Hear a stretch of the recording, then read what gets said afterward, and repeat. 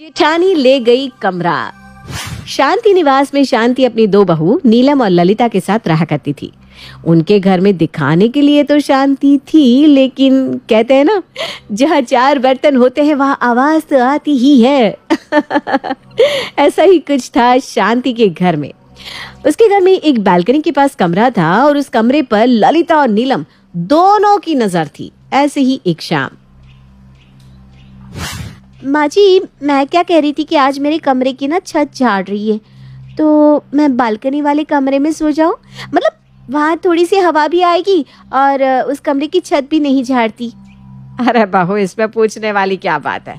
तुम दोनों का ही तो घर है, जहाँ तुम दोनों देवरानी जेठानी को रहना है, रह लो तुम। ठीक है माँ जी, फिर मैं अपना सामान बालकनी वाले कमरे में ही शिफ्ट कर लेती हूँ। ललिता अपनी सास शांति से शिफ्ट होने की बात कर रही थी, तभी वहां नीलम आ जाती है और अपनी देवरानी से कहती है, अरे ऐसे कैसे तुम अपना सामान बालकनी वाले कमरे में शिफ्ट कर लोगी?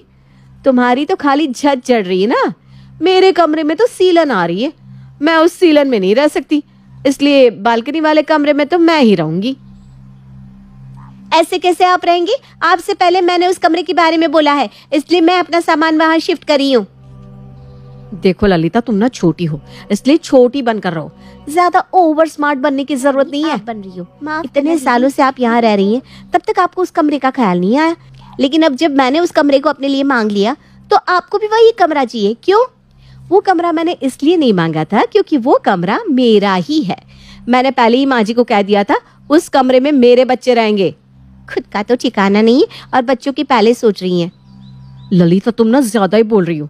तुम्हें नहीं लगता तुम्हें मुझसे तमीज से बात करनी चाहिए? उन दोनों की ऐसी खिटपिट देखकर शांति परेशान हो जाती है और गुस्से में चिल्लाते हुए उन दोनों को चुप करवाती है। बस करो तुम दोनों, जब देखो तब लड़ती झगड़ती रहती हो। अरे लोग क्या कहेंगे कि शांति के घर में हर वक्त अशांति फैली रहती है। अरे बाकी सबकी भी तो बहू हैं, लेकिन इस तरह चूहा बिल्ली की तरह नहीं लड़ती। लेकिन तुम दोनों को देख लो, हर समय खिटपिट करती रहती हो। कोई नहीं लेगा उस कमरे को, जाओ सब अपने अपने कमरे में। शांति का गुस्सा देखकर दोनों बहुएं चुप हो जाती हैं और अपने अपने कमरे में चली जाती हैं। समय यूं ही गुजरता है और गुजरते समय के साथ आए दिन नीलम और ललिता में बहसबाजी होती रहती। ऐसे ही एक दिन शांति की बड़ी बहन कुंती शांति के घर आती है। अरे दीदी, आप आ गई। आपको यहाँ आने में कोई दिक्कत तो नहीं हुई ना? नहीं शांति, मुझे यहाँ आने में कोई दिक्कत नहीं हुई। बस उम्र के साथ मेरी कमर जवाब दे रही है। थोड़ा आराम करूंगी तो कमर भी ठीक हो जाएगी।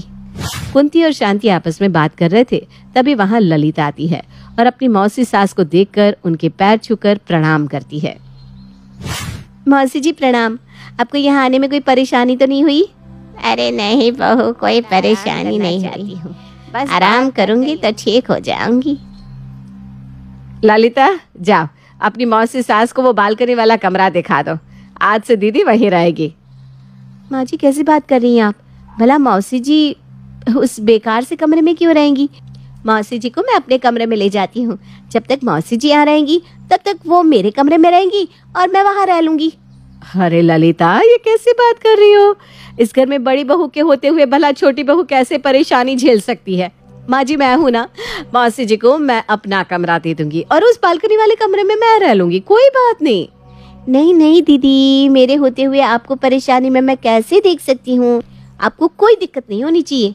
मौसी जी, आप मेरे कमरे में आ जाइए, मैं अपना सामान इस बालकनी वाले कमरे में शिफ्ट कर लूंगी। दोनों देवरानी जेठानी की बालकनी वाली बहस को देखकर कुंती को भी कुछ समझ में नहीं आता। वो धीरे से अपनी बहन शांति से कहती है, शांति, ये सब क्या हो रहा है? तेरी दोनों बहुएं इस कमरे के पीछे इतना क्यों झगड़ रही है? अब क्या बताऊं दीदी, जब से बालकनी वाले कमरे को खोला है तब से इन दोनों के बीच में झगड़ा हो रहा है। लेकिन हो क्यों रहा है? आखिर इस बालकनी वाले कमरे में ऐसा भी क्या रखा हुआ है? इस कमरे से बाहर का नजारा दिखता है और इस कमरे में ठंडी हवा आती है, बस इसीलिए ये दोनों इस तरह लड़ रही हैं। मैं तो परेशान हो गई हूँ दीदी, आए दिन ये दोनों घर में इस तरह से लड़ती झगड़ती रहती है। अच्छा, तो ऐसी बात है। लेकिन अब तो चिंता मत कर, मैं आ गई हूँ ना, अब मैं इनकी लड़ाई सुलझाऊंगी। उन दोनों को लड़ता देख अब बीच में कुंती बोलती है, ललिता, नीलम, आखिर तुम दोनों इस तरह है तो तुम रह सकती हो, लेकिन मेरी एक शर्त है। शर्त? कैसी शर्त मौसी जी?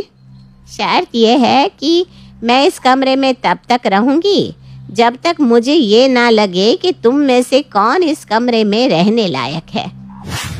कुंती क्या कहना चाह रही थी ये बात ना तो ललिता समझ पा रही थी और ना ही नीलम। मौसी जी आप कहना क्या चाहती हैं, कुछ समझ में नहीं आ रहा। हाँ मौसी जी, आप जो कहना चाहती हैं साफ साफ कहिए ना। बहू, मैं ये कहना चाह रही हूँ कि मैं इस कमरे में 1 हफ्ता ही रहूंगी और तब तक रहूंगी जब तक मुझे ये पता ना चल जाए कि तुम दोनों इस कमरे में रहने लायक हो या नहीं। जो इस कमरे में रहने लायक होगा उसे यह कमरा मिलेगा और तब तक के लिए तुम्हारी सास शांति मेरे घर रहेगी। इसका मतलब ये हुआ कि इस बालकनी वाले कमरे को अपनाने का एक ही तरीका है और वो है मौसी जी को बहलाना। अगर ऐसा है तो ये कमरा तो मैं ही लेकर रहूंगी। ठीक है मौसी जी, हमें मंजूर है, आप जो कहेंगे हम वही करेंगे।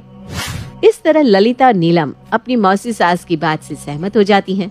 समय गुजरता है और गुजरते समय के साथ वो दोनों वही करती जो कुंती कहती। ऐसे ही एक दिन नीलम अपनी मौसी का कप लिए अपनी जेठानी से कहती है, दीदी आपको नहीं पता, मौसी जी को शुगर है, अगर वो मीठी चाय पियेंगी तो उनका शुगर लेवल और ज्यादा बढ़ जाएगा। हाँ तो देवरानी जी, मैं आपको बता दूं कि कॉफी भी कोई फीकी नहीं रहती है, मौसी जी को ज्यादा चढ़ाने की जरूरत नहीं है। चढ़ा मैं नहीं रही बल्कि आप रही हैं। मैं तो बस ये कह रही थी कि मौसी जी का ख्याल रखना चाहिए, लेकिन आप है कि आप मुझे उल्टा ही बोल रही हैं। इस तरह एक बार फिर दोनों देवरानी जेठानी की लड़ाई शुरू हो जाती है। ललिता और नीलम की लड़ाई देखकर कुंती को आ जाता है गुस्सा। अरे बस करो तुम दोनों, ना तो मुझे चाय चाहिए ना ही कॉफी। अगर तुम दोनों मुझे कुछ दे सकते हो तो शांति दे दो। कुंती की बात सुनने के बाद ललिता और नीलम चुपचाप वहां से चली जाती हैं। कुछ दिन शांति रहती है, लेकिन फिर से आए दिन नीलम और ललिता आपस में बालकनी वाले कमरे के लिए लड़ना शुरू कर देती हैं। ऐसे ही एक दिन कुंती बीमार पड़ जाती है और उसे बीमार देखकर नीलम बालकनी वाले कमरे की बात छोड़कर कुंती की सेवा करने में लग जाती है। अभी भी बालकनी वाले कमरे की चाह में अंधी हो रखी थी। ऐसे ही एक दिन कुंती अपने कमरे में आराम कर रही थी, तभी वहां नीलम कुंती के लिए दवाई लेकर आती है। वहीं ललिता बालकनी वाले कमरे में आती है और अपना सामान शिफ्ट कर देती है।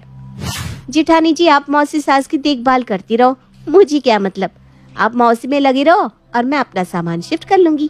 इस तरह से ये कमरा मेरा हो जाएगा और आप मौसी सास में व्यस्त रहेंगी। समय गुजरता है। धीरे धीरे ललिता बालकनी वाले कमरे में अपना सामान शिफ्ट करने लगती है, लेकिन जब कुंती पूरी तरह से ठीक हो जाती है तब वो उस कमरे को नीलम के हवाले कर देती है। मौसी जी, ये आप क्या कर रही हैं? मैंने आपकी इतनी सेवा करी, उसके बाद भी आप ये कमरा मुझे ना देकर जेठानी जी को दे रही हैं। वो इसलिए बहू के मन में लालच था। जब मैं बीमार पड़ी तब तूने नहीं बल्कि बड़ी बहू ने मेरी देखभाल करी थी, इसलिए ये कमरा तो बड़ी बहू को जाएगा।